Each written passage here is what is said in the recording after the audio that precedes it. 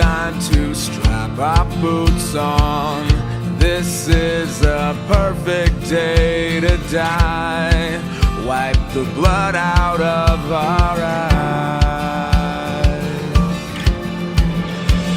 In this life there's no surrender, and there's nothing left for us to do.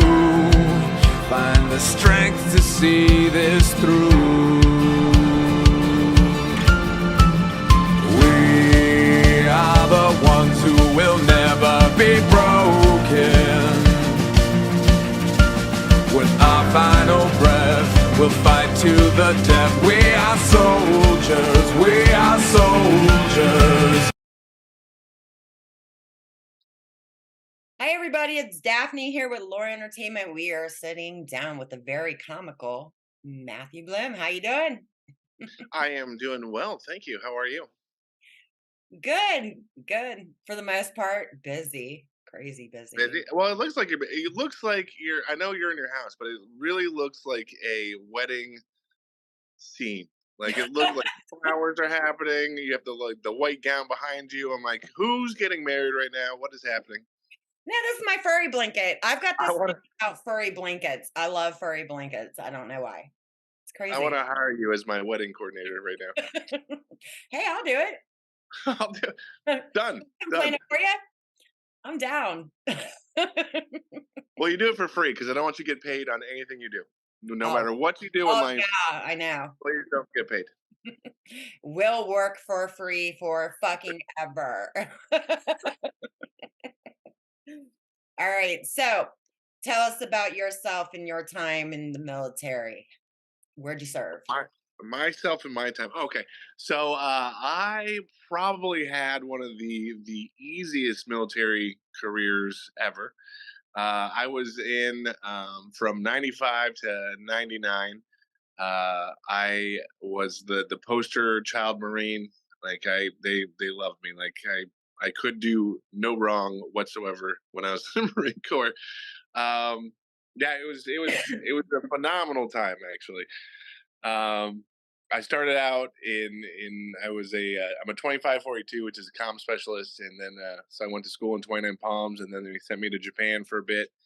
And as soon as I got to Japan, there was a unfortunately there was a unfortunate incident where two Marines and a Navy guy were accused of raping a young Japanese national. So they put me on this public relations team to go out and talk to all the locals and pretend like we're not all bad guys. So that was pretty fun and pretty easy. Said pretend like we're all not bad I mean, guys.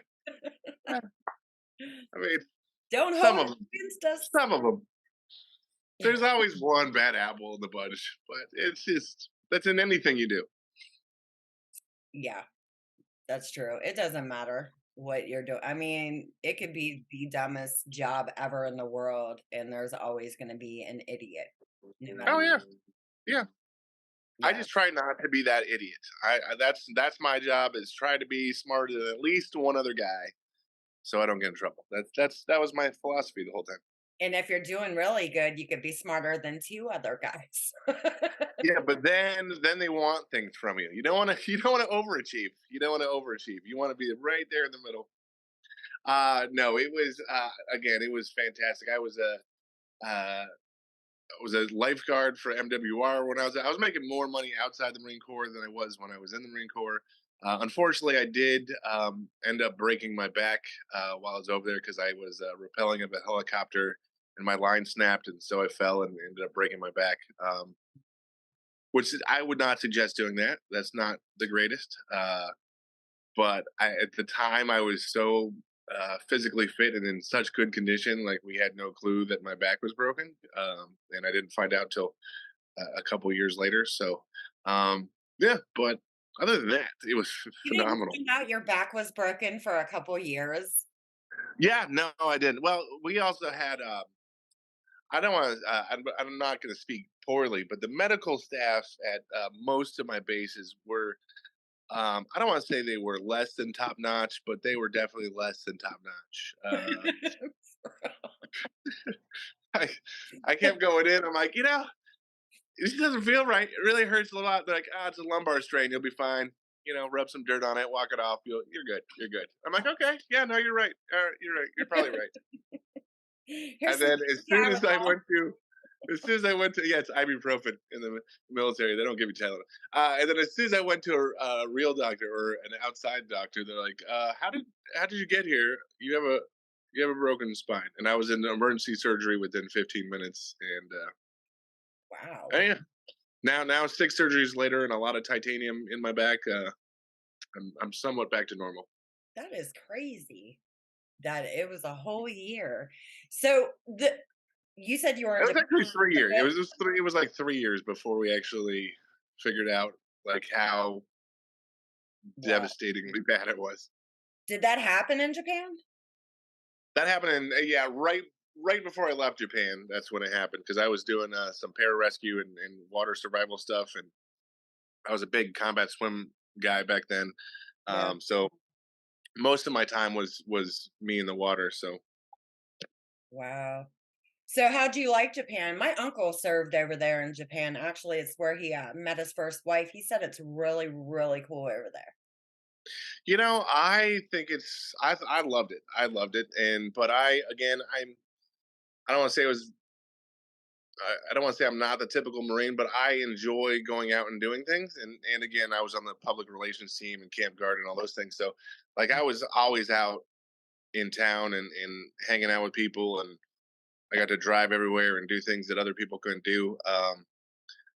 But I really enjoyed it, and I know a good portion of the military, whether it's the Marines or the Army or the Air Force, uh, they don't like to leave the base for some reason. They're comfortable on base. They have every all the amenities they need there, so they don't really venture out. Maybe they're afraid that they're going to get in trouble or whatever the case is. But Mhm. um, I find like a lot of people don't actually go and explore the countries that they're in when they're while they are serving, which kind of sucks because it was amazing. They had the cherry blossom festival, and again, I did a lot of scuba diving, and the diving was phenomenal out there. So I loved it, and I was there. I was in Yokosuka for a little bit, which is mainly in Japan, but I was mainly in Okinawa, which Okinawa is not the greatest spot in the world. It's not a lot of high life going on there. I mean, there is Sin City right outside the gates, which has got the world record for the most bars in the square block. And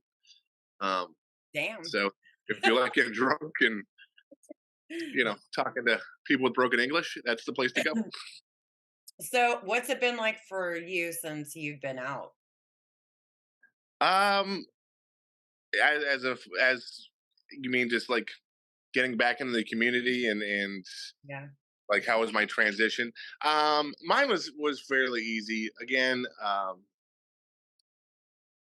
although I was only in the Marine Corps for 4 years, and I mean, I still have a tremendous bond with everyone I served with, and I'm in touch with a lot of them, especially because as a lot of people know, like PTSD runs rampant with a lot of my guys saw a lot of bad stuff, and so luckily, I feel like comedy and laughter is really the best medicine. So whenever they're feeling down, I still get the calls at 3 a.m. and the of my fellow devil dogs like in trouble or whatever. So it's I transitioned pretty easily, but I've got a lot of friends that didn't, and it's nice to know that even when you get out, you still have that brotherhood to like and support to help you through things. It's kind of like I guess that I could equate it to like being like on drugs or something. Like you don't want to go seek help from someone that hasn't experienced it before, and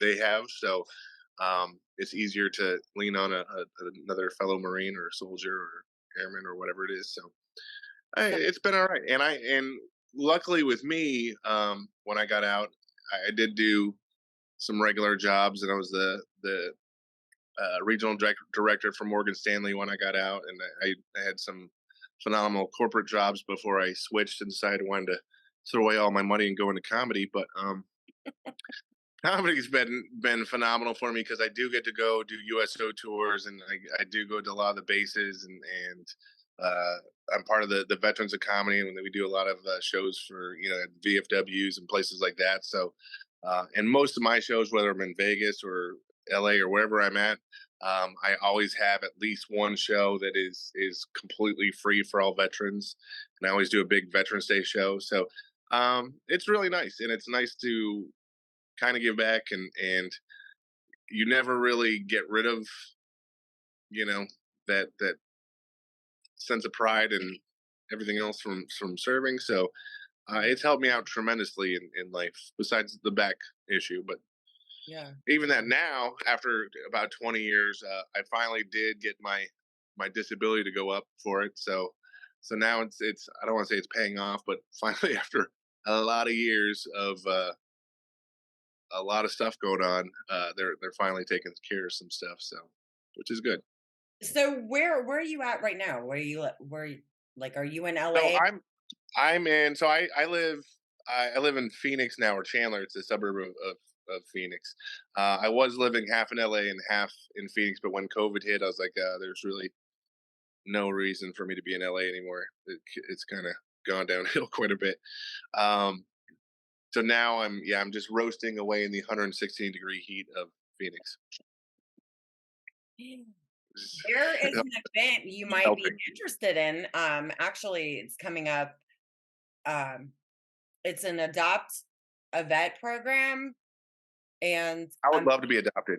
I've already been adopted once. I'm adopted originally, but so I've got some, I got a lot of experience being an adoptee. So if anybody wants to adopt me, feel free. I'm gonna put the link up, and it could be possible. I actually might be out there for that. Because this was just brought to me last night, and so I know the a little bit about it, but it was kind of late. So I know it's going to happen. It's going to be in Las Vegas. I know it's April 27th through the 30th, and it's a public speaking event. Um, the details are going to be on the link that I'm going to put up, so you'll be able to better understand what the hell I'm talking about, because I'm still not familiar with all of that. But I am mentioning it to people to get that word out there. You know what I mean? So, Oh, perfect. Yeah. but And definitely, anything you and I'm joking about being adopted, but like if you need me for anything for I mean I am adopted, but if you need me for anything, like I said, Vegas is a second home for me. I'm Jimmy Kimmel's out there quite a bit, and I used to have my own show out there. So if you need any help or anything else out there, please let me know, and I will definitely be out there. It's a 4.5 hour drive for me, so it's very easy. So yeah, I grew up out there. I did. It was interesting. It was actually fun because a lot of people think that there's not much to do out there, which I mean, a lot of people also are going to the casinos, but they're like, oh, there's nothing to do for the kids or whatever. But since I live there, yeah, there is. There is. People just don't know about it. We would go four wheeling all the time out there by Nellis. oh And yeah. we Well, went Henderson there. is a very big city. It's not. I mean, it's just like anything. I mean, I feel like there's a lot more to do in Vegas for kids than Ohio. Um, There ain't shit in Ohio, man. that's what I'm saying. I mean, there's always something to do there. I mean, whether it's shows or yeah, the strip is one thing. But people that live in Vegas, it's kind of like when you live in LA. Like I didn't go to the beach that often because I just didn't want to deal with the traffic and all the nonsense. Like I like going when people visit. Like I'd go to the beach, but when you're there all the time, unless you have a beach house and it's very convenient, like you're not going to the beach all the time when you live in California. It's the same thing if you live in Vegas. You're not going to the strip unless it's a special occasion. Like to stay away from it. So Yeah. Yeah, I mean, every once in a while we would go. I was too young to do anything like fun as far as that when I lived there, but we did hella fun things like my sister and brother back then. We decided we were actually going to go to like Havasu, Arizona, and it was right after Sam Kinison died. And the cops pulled over. I think it was my sister driving that time. I'm pretty sure. But anyway, they thought that they kidnapped me. So they had to contact my parents. is your sister black? What's happening? They did. They thought that my brother and sister kidnapped me because we were going to Lake Havasu for the weekend. Yeah, it was so funny. You look nothing like your. See, again, I'm adopted, and I'm adopted by an extremely white, rich family. Which, if you get adopted, that's the way to go. But like, so I look nothing like my family. So like, I can get if they thought I was stolen. Uh, but do you not look like your sister? I'm confused. What happened here? No, no, actually, I don't. Um, because she has dark hair, and then my brother had dark hair. They have the same mom, same dad, and me and my other brother have same mom, same dad, and then the rest Oh, of okay. it's just like a mixture, like a blended part. But no, at that time, because I was younger, I had blonde hair, and my sister was dark brunette, tan, you know what I mean? And then all of a sudden, my brother, he was like, I think 17, maybe 18 then. And we were just going there, to have fun. But I just thought it was so funny that the cops basically shook him down in the middle of the desert, you know? Very fun. I mean, that was the place to be. That's where like MTV was at every single spring break, and some like Havasu is it's a fun time. Hell, let me ask you a question since you still live out there. Okay, do they still serve those Mai Tais where you need two IDs to get them? They're like a bucket. They come in a bucket, and you gotta have 2 people that are 21 to get that drink. That was Oh, then. in Vegas? No, in Lake Havasu.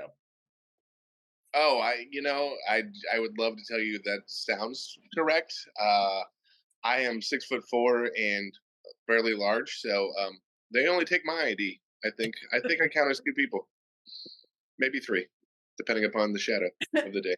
It was funny, that was the first time I ever drank any. I was underage, but back in the day, didn't care, nobody cared. So, it was like, I think I was, like, 14, and we killed a bucket of Mai Tai on that lake. And then I went swimming. And then we drowned, and then I got kidnapped by my sister. It was good times. Yeah.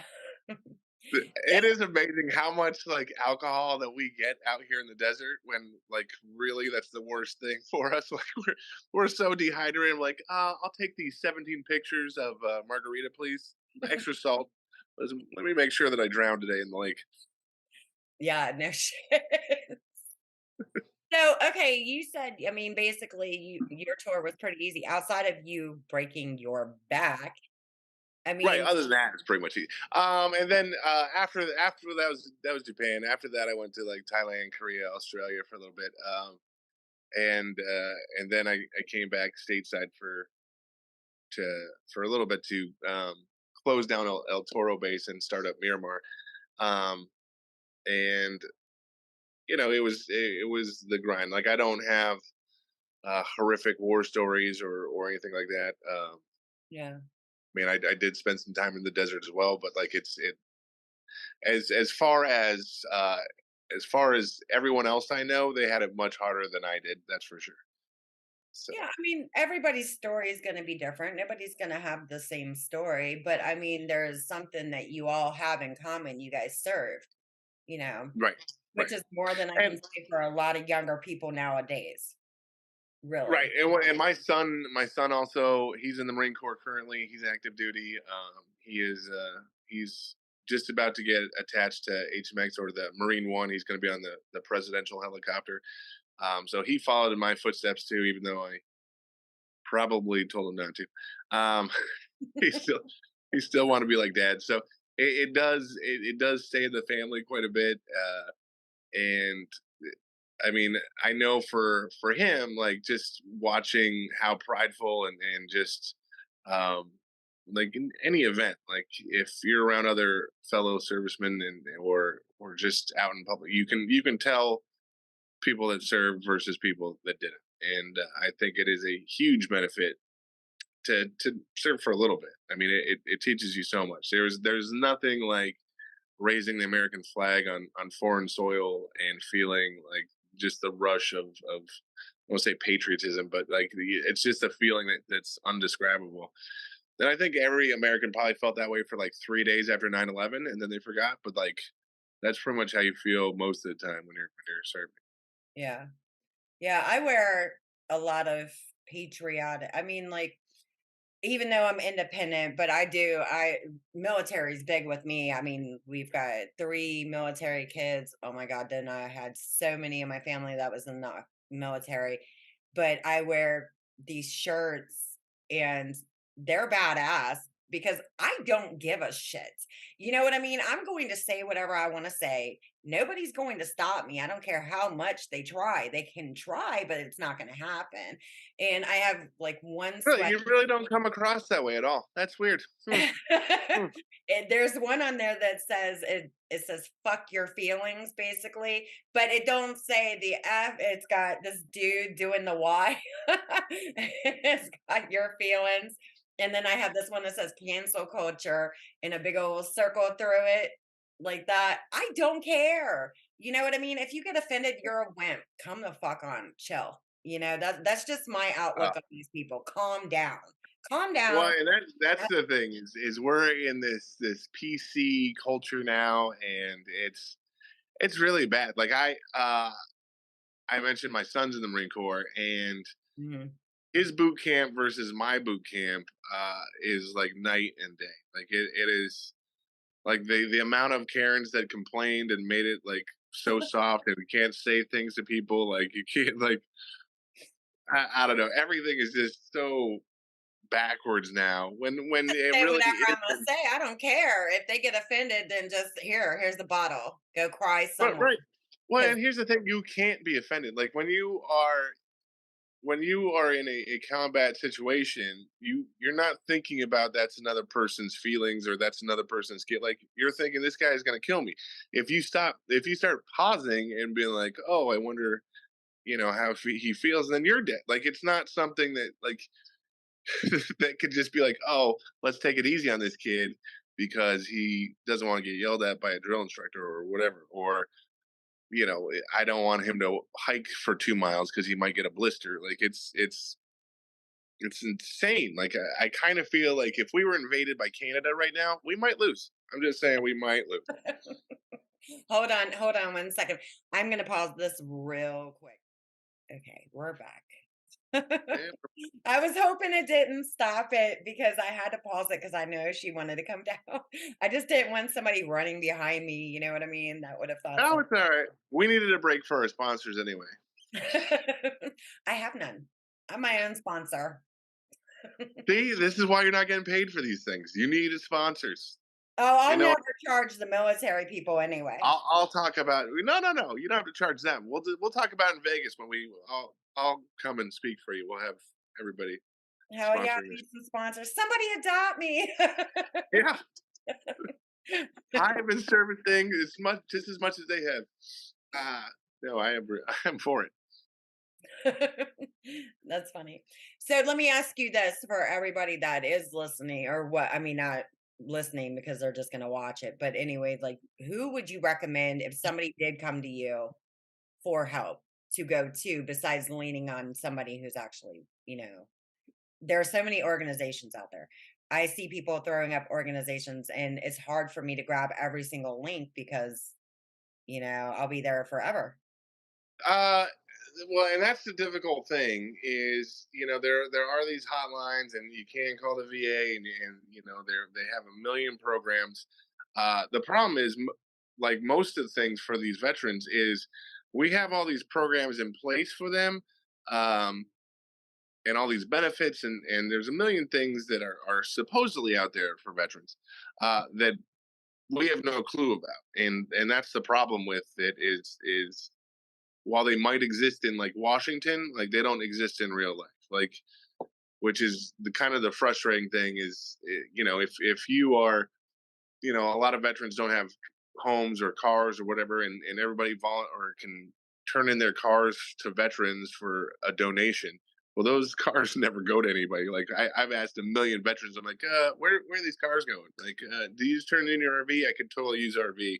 Where are these RVs going? So yeah, it's difficult. And again, I've always been able to utilize my friendships and the people that I serve with to if I'm having a rough day or if I'm going through some stuff, I've always had a pretty good network to call on my own, which I know a lot of soldiers probably don't. But it is difficult because again, one, everybody in the military is told, you have no pain, you have no weakness, you have nothing wrong with you, you cannot complain about a thing. Which also, once we get out in the real world, doesn't help them. So as far as programs go, like I don't even really have any except for the ones that my friend network and again, luckily I've got amazing friends that are in. I've got airborne rangers that I'm friends with. I got people from the Navy that I'm friends with. I got all my whole entire unit I'm still in contact with, or a portion of my unit I'm still in contact with. Do you donate So to any of their charities? I do and I don't. I do like Wounded Warrior. I do, like I said, I have my Veterans Day show that I do, and I do all my volunteering through my shows and doing the USO stuff is kind of me. Like I will never charge a veteran to come out to a show because again I feel like laughter is the best medicine. And if anytime you're trying to get to one of my shows, you can hit me up on Instagram or Facebook, or if you have my number, call me and I will put you on the list, like for any veteran at any time. So um just because I know things are tight, especially for the ones that are on disability, being on a fixed income, and it's not a lot, and fighting the VA for what you deserve is a very difficult process as well. And I know, like I went through that too. I was part of the military Order of the Purple Heart, going through to get my disability through. I went through DAV to get my disability through, and ultimately it was me talking to other veterans on how they did it, and figuring out how to do it yourself is unfortunately so. Even though they have things in place, you're in my experience, it's been fellow service members helping each other out. I like the Wounded Warrior Project too. Wounded I Warrior mean, is I fantastic. like them all, but I mean, Wounded Warrior, it seems like with that one, it actually goes to the people, you Oh, know, it does. It does. Yeah. Yeah. and there are a lot of like messed up causes. And I mean, not specifically towards military, but I've noticed like when you donate to, say, I was going to go clean out my closet, would I rather give that to Goodwill or would I rather give that to the Red Cross? I'm going to go with the Red Cross because I know it's going to go to the people, whereas Goodwill, they're going to mark up the price of the shit, put it on the shelves, and dude's going to be living large with the money.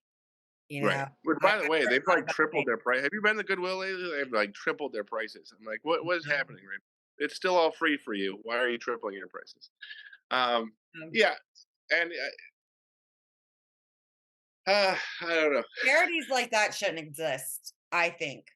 Because if they're doing it to make themselves richer instead of actually helping the people, then they don't need the fucking money to begin with. They need Right. to give it to who it belongs to. Well, Yeah. unfortunately, and I don't want to get quoted or sued or whatever, but I believe if you look up the bylaws or whatever, like the Red Cross still only has to give 8% of what they make to the charity, I believe. So even the Red Cross, although they're widely known, like a lot of money goes other places as well. So it's very difficult to know where it's actually going to, and who knows where, if you're at the grocery store and you're giving quarters to veterans or to disability people, I Yeah. don't know where that goes. Probably to the cashier's tip jar. I don't know, but like, They're keeping cashiers at the stores now. I might have chose the wrong profession. right? I mean, you get tipped for anything nowadays. You're like, Damn. I just tip you $20 to take my money. You didn't even make anything. What's happening? I don't know. Yeah, that's crazy. All right, me and you will stay on for a second, but I'm going to wrap this up for everybody else. We're going to say thank you, Matt, for your No, thank you. service. Thank you, Daphne. Thank you, fellow vets. Hopefully, I don't think I gave them any information whatsoever. They're like, turn this guy out. Other than he really, really, really wants to be adopted.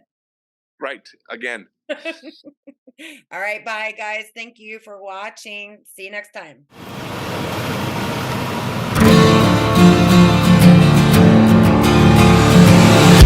It's time to strap our boots on.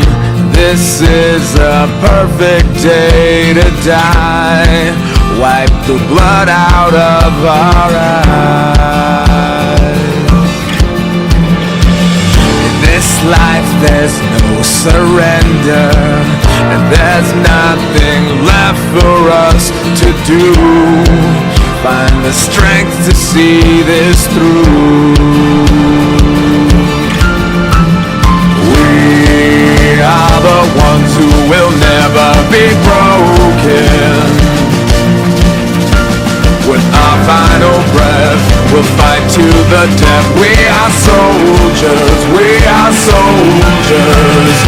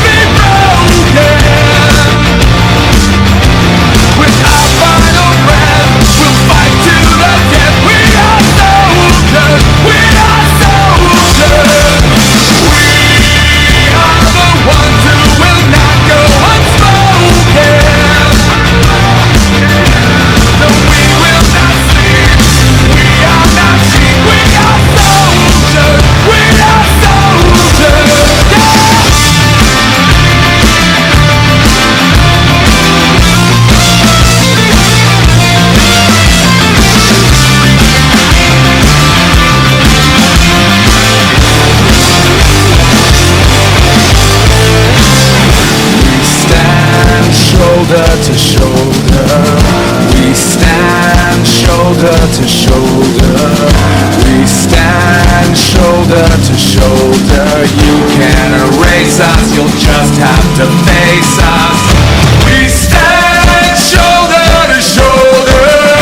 We stand shoulder to shoulder. We stand shoulder to shoulder. You can't erase us, you'll just have to face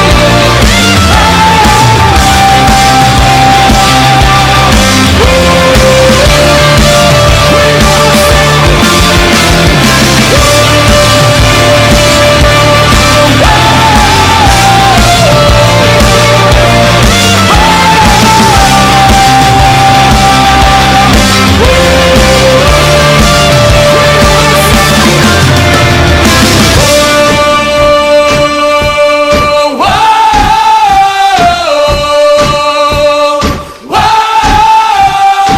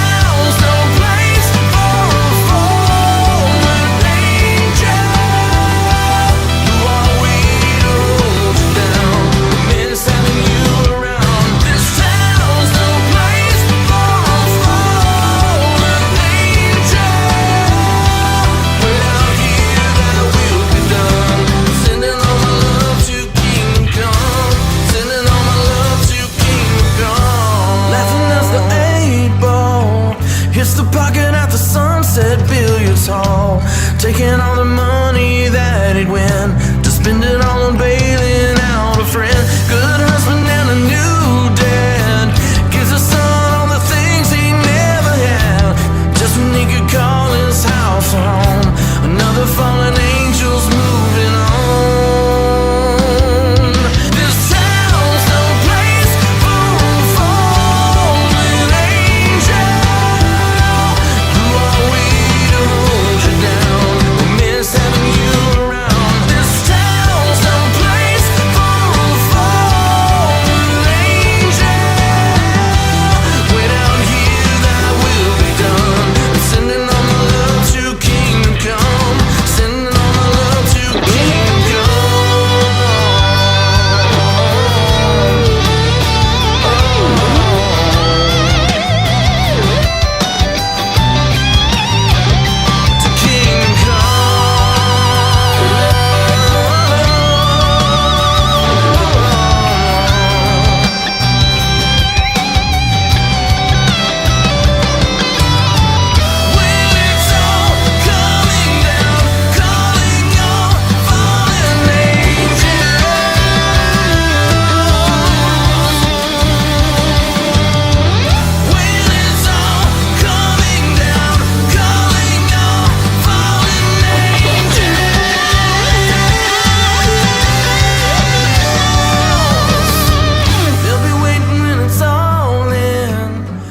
feel him everywhere I've ever been.